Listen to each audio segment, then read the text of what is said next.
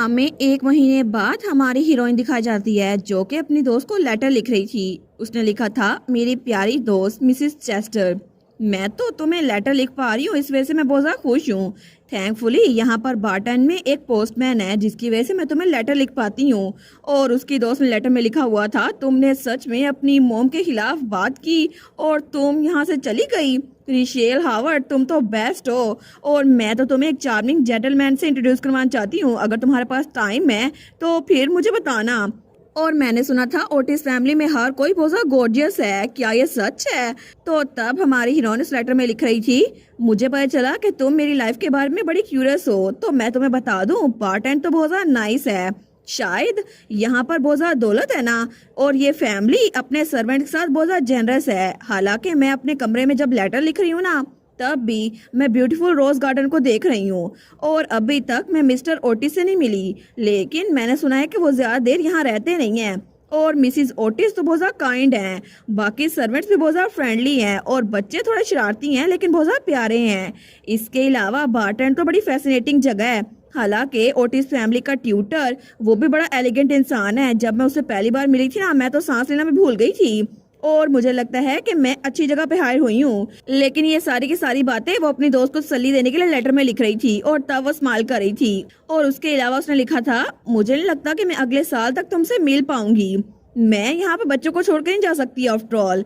उसके बजाय हम लोग अक्सर एक दूसरे को लेटर लिखा करेंगे। मैं उम्मीद करती हूँ कि तुम अपनी न्यूली वेड लाइफ अपनी फुलेस्ट पे गुजारो। और तब वो लेटर लिखकर वहाँ पे चली गई थी और तब उसने आखिरी लाइन लिखी थी, मैं अपनी पूरी कोशिश करूंगी कि अपनी यहाँ पर नई लाइफ में एडजस्ट हो सकूं, रिशेल हावर्ड। लेकिन तब उसने जब लेटर लिख लिया था तो वो आईने के सामने आती है और अपने स्माइल की प्रैक्टिस करती है। वो दिल में सोचती है, एक्चुअली जो मैं यहाँ पर कहना चाहती थी ना वो कुछ और था।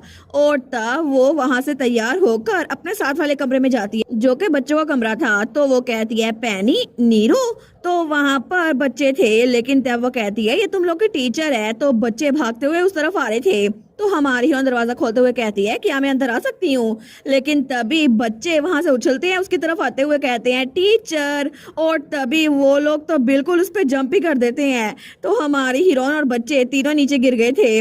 वो कहती है, ऐसे तुम लोग हर्ट हो जाओगे, तुम लोग को केयरफुल रहना होगा। वो बच्चे कहते हैं, कोई बात नहीं टीचर, हम है ना आपके पास। और तब वो हंस रहे थे। तो वो तो बड़े क्यूट से बच्चे थे। तो हमारी हीरोइन के गाल खींचते हुए कहती है, ऐसी शरारतें मत किया करो। वो कहते हैं, ठीक है नहीं करते। और वो दोनों ट्विंस थे, लड़की का नाम पेनी था और लड़के का नाम नीरो था। तो हमारी हीरोइन हमें बताती है, इस मेंशन में आए हुए मुझे 1 महीना हो गया है और मैं अब बच्चों का ख्याल खुद ही रखती हूँ। तो तब वो कहती है, गुड मॉर्निंग, क्या तुम लोग को अच्छी नींद आई? तो पेनी कहती है, जी जी गुड मॉर्निंग आपको भी टीचर, तो क्या हम अपने चेहरे धोएं?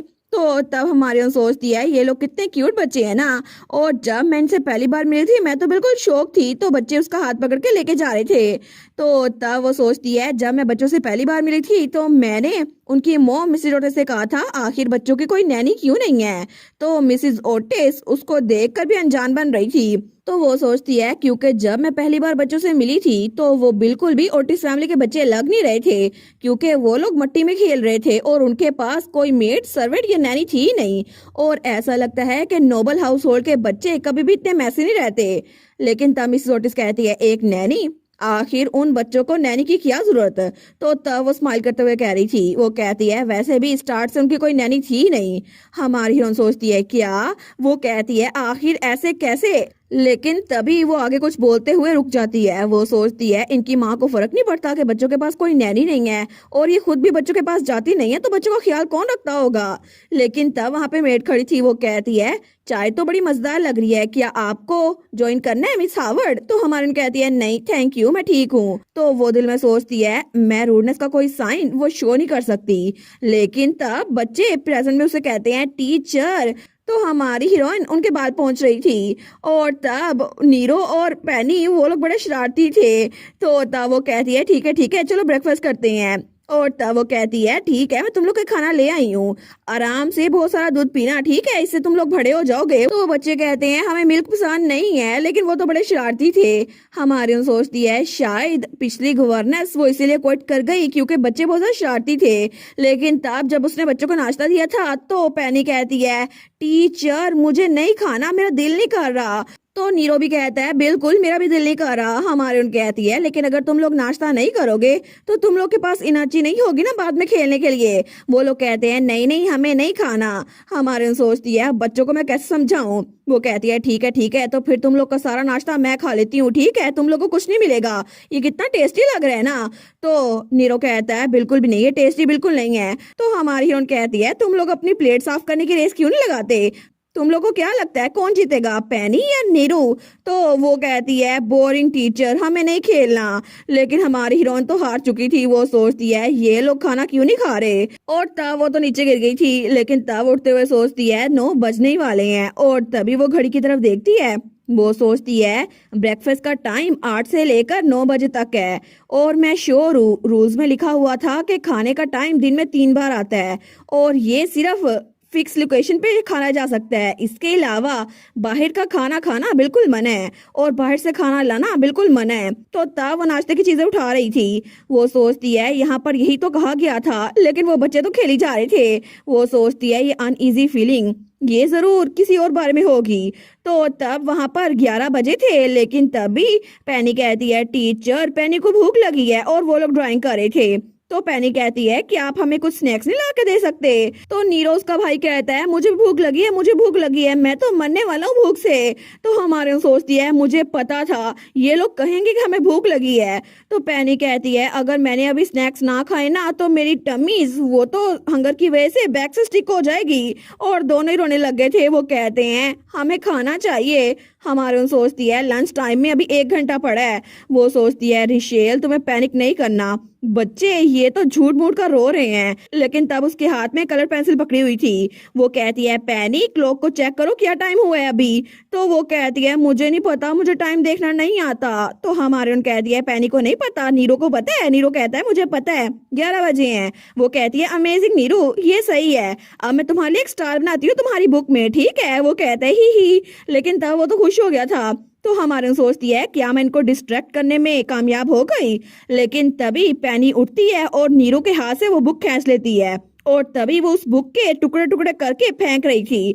तो नीरू कहता है पैनी ये क्या कर रही हो। लेकिन तब पैनी कहती है मैंने कहा मुझे भूख लगी है। तो हमारे उन कहती है पैनी। तो पैनी कहती है टीचर मैंने कहा अभी मुझे स्नैक ला कर दे, अभी के अभी। और तब वो बड़ी क्रीपी सी बनी हुई थी। वो कहती है अभी किचन में जाओ, अभी के अभी। और तब उसकी आईज बिल्कुल ब्लैक हो गई थी। हमारे उन कहती है क्या।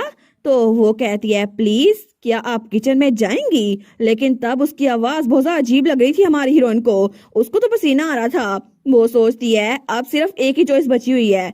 तो तब वो कहती है ठीक है मैं जाती हूँ, मैं अभी जाऊंगी। पैनी और नीरो तुम लोग यहाँ पर एक दूसरे के फेसेस ड्रॉ करना, ठीक है। वो लोग कहते हैं ठीक है और खुश हो गए थे। तो हमारी हीरोइन वहां से निकलने लगती है।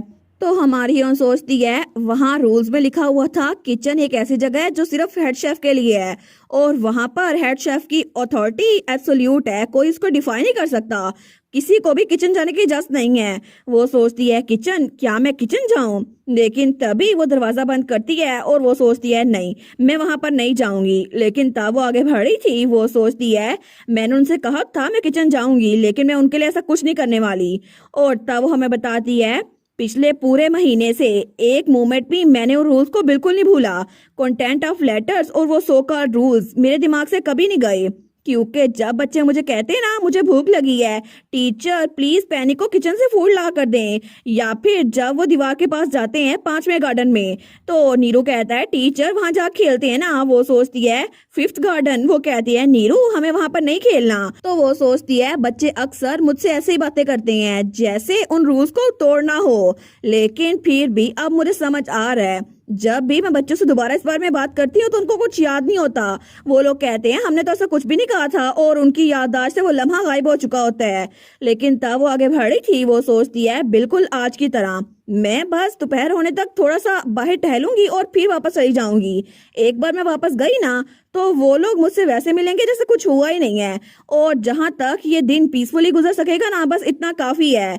लेकिन तब वो आगे बढ़ रही थी तो बाहर रोजेस थे, लेकिन तभी उसके सामने एक मेड भी थी। वो सोचती है शायद मेरा मतलब था कि नई लाइफ के साथ एडजस्ट होना ऐसा ही है, क्योंकि मुझे 1 साल यहाँ गुजारना ही होगा, बल्कि यहाँ पर 11 महीने, क्योंकि 1 महीना तो गुजर चुका है। लेकिन तभी जब उसकी नजर सामने पड़ती है ना, तो तब हमारी हीरोइन वहीं पर रुक गई थी। वो आगे चलना बंद कर देती है, क्योंकि उसके सामने एक मेड वहां सफाई कर रही थी। लेकिन तभी उस मेड की नजर हमारी हीरोइन पर पड़ती है और बड़ी क्रीपी से स्माइल करके हमारी हीरोइन को देखती है। तो हमारी हीरोइन सोचती है इस मेड से तो रोज की सेंट आ रही है, ये स्मेल तो बहुत ज्यादा स्ट्रॉन्ग है।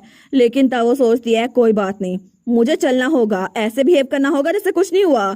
तो वो स्माइल करके वहां से आगे बढ़ रही थी, उस मेड के पास से गुजर रही थी। लेकिन जब वो बिल्कुल उसके पास से गुजरती है ना, तो मेड भी उसी को देख रही थी। वो सोचती है बस काफी है, मैं गुजर जाऊंगी। लेकिन तभी उसकी तरफ कोई हाथ बढ़ता है और वो मेड उसका हाथ पकड़ लेती है। वो कहती है मिस हावर्ड। तो हमारी हीरोइन डर गई थी। तो वो मेड बड़ी क्रीपी सी हरकतें करके उसकी तरफ देखते हुए कहती है मिस हावर्ड, मुझे लगता है कि मुझे आपसे बात करनी चाहिए, मैं हमेशा से आपसे बात करना चाहती थी। तो हमारी उन कहती है क्या? वो कहती है मेरा हाथ छोड़ो, पहले मेरा हाथ छोड़ो फिर बात करते हैं। लेकिन तब वो मेड तो उसका हाथ बहुत बुरी तरह से पकड़े हुए थी। वो सोचती है मेरा हाथ बहुत ज्यादा दर्द कर रहा है। वो चिल्ला कहती है मेरा हाथ छोड़ो। तो वो मेड कहती है मैं आपके साथ क्लोज होना चाहती हूँ टीचर, क्या आप मुझे अपने कमरे में नहीं बुलाएंगी? तो हमारे यहाँ सोचती है ये डेंजरस है। तो वो मेड कहती है आपका कमरा बहुत ज्यादा नाइस है टीचर, आपकी खिड़की से तो हम रोजेस को देख सकते हैं और आपके बेड पे भी हम रोजेस रख सकते हैं और इसके अलावा काफी ज्यादा रोजेस हैं। तो हमारी हीरोइन सोचती है मैं अपना हाथ छुड़वा नहीं पा रही। वो मेड बार बार कह रही थी मैं आपको रोजेस दिखाऊंगी, इस मैंशन में बहुत सारे रोजेस है, लोगों को रोजेस पसंद आते हैं। तो हमारी सोचती है मैं क्या करूँ, ये मेरा हाथ नहीं छोड़ रही, मुझसे मेरा हाथ छुड़वाया नहीं जा रहा। लेकिन तब वो मेड बार बार कह रही थी आपके कमरे में हमें रोजेस रखने चाहिए क्योंकि इससे आपको अच्छा लगेगा। तो हमारी हीरोइन तो बड़ी पैनिक करी थी। वो सोचती है सोचो सोचो रिशेल हावर्ड, तुम्हें इससे बचना होगा, तुम्हें बार्टन के रूल याद करने होंगे। और तभी वो उस मेड की तरफ देखती है जो बार बार कही जा रही थी हमें इकट्ठा टाइम गुजारना होगा, आपको पता है ना मुझे आपके कमरे में आना है। वो सोचती है कमरा, बिल्कुल मुझे याद आ गया वो रूल। तो तब हमारी हीरोइन वो सीरियस टोन में कहती है नहीं मैं मना करती हूँ। तो वो मेड कहती है क्या? तो हमारी हीरोइन कहती है मैं बिल्कुल भी तुम्हें अपने कमरे में इनवाइट नहीं करूंगी। और तब वो ये बात उस मेड की आंखों में देख के कह रही थी, मगर उसकी आंखों में आंसू थे। तो तभी वो अपना हाथ छुड़वाती है, इस बार मेड उसका हाथ छोड़ देती है। तो तभी हमारी हीरोइन पीछे हो रही थी, लेकिन वो मेड भी उसके पीछे होते होते उसकी तरफ बढ़ रही थी। तो तब वो मेड तो उसकी तरफ बढ़ी जा रही थी उस स्माइल के साथ। वो सोचती है मेरा बेडरूम इतना दूर नहीं है ना, मुझे सोचना होगा। लेटर में सिर्फ ये नहीं कहा था कि मुझे मना करना होगा, इसके अलावा भी कुछ लिखा था। अगर कोई आपके कमरे में आने के लिए इनविटेशन को डिमांड करे तो क्या करना होगा? बिल्कुल वहां लिखा था कि हर कमरा वहां पर दूसरों का जाना मना है, वो सबकी इंडिविजुअल प्रॉपर्टी है, क्योंकि अगर कोई आपको बेडरूम में इनवाइट करने का बोले तो उसको रिजेक्ट कर दो और तुम्हें उससे नजर नहीं हटानी होगी। और तब वो अपने कमरे पे पहुंच चुकी थी। वो हैंडल को पकड़ती है, वो सोचती है मुझे उसकी आंखों में देखते रहना होगा। लेकिन तभी उसको अपना कमरा मिल गया था। वो सोचती है बिल्कुल ये मेरा ही कमरा है। तो तब उसे रूल याद आता है आपको अपने कमरे में लौटना होगा, दरवाजे को खोलें और बंद करें 3 बार, इससे इनविटेशन स्टॉप हो जाएगा। तो तब अपने कमरे में आके दरवाजा बंद कर लेती है। वो सोचती है अब मैं स्टार्ट करने वाली हूँ। तो तब वो दरवाजा खोलती है, लेकिन वो मेड उसके कमरे के बाहर ही थी। तो हमारी हीरोइन बड़ी डरी हुई थी, लेकिन वो दरवाजा बंद करती है। वो सोचती है मैंने एक बार दरवाजा बंद कर लिया, लेकिन दूसरी बार वो दरवाजा खोलती है तो वो मेड उसके दरवाजे के बिल्कुल सामने थी, उसको घूर के देखी जा रही थी। इस बार उसकी आंखें भी बिल्कुल ब्लैक थी। हमारी सोचती है 2 बार, बिल्कुल अब बस आखिरी बार रह गया। और तीसरी बार जब वो दरवाजा खोलती है तो उस मेड की आंखें वो बिल्कुल व्हाइट हो चुकी थी, वहां पर बिल्कुल भी कोई इंसान का चेहरा नहीं लग रहा था। लेकिन तब आखिरी बार हमारी हीरोइन जोर के दरवाजा बंद कर लेती है और फिर वो दरवाजा खोलती नहीं है। वो सोचती है 3 बार, बिल्कुल मैंने इंस्ट्रक्शन को फॉलो किया, क्या वो मेड अभी भी दरवाजे के बाहर है? प्लीज क्या वो चली गई है? मुझे कोई बताओ। लेकिन बार बार उसको ऐसा ही लग रहा था जैसे वो मेड बाहर है। तो तब वो कमरे के अंदर इंतजार करती है। वो सोचती है मुझे कुछ देर यहाँ रहना होगा।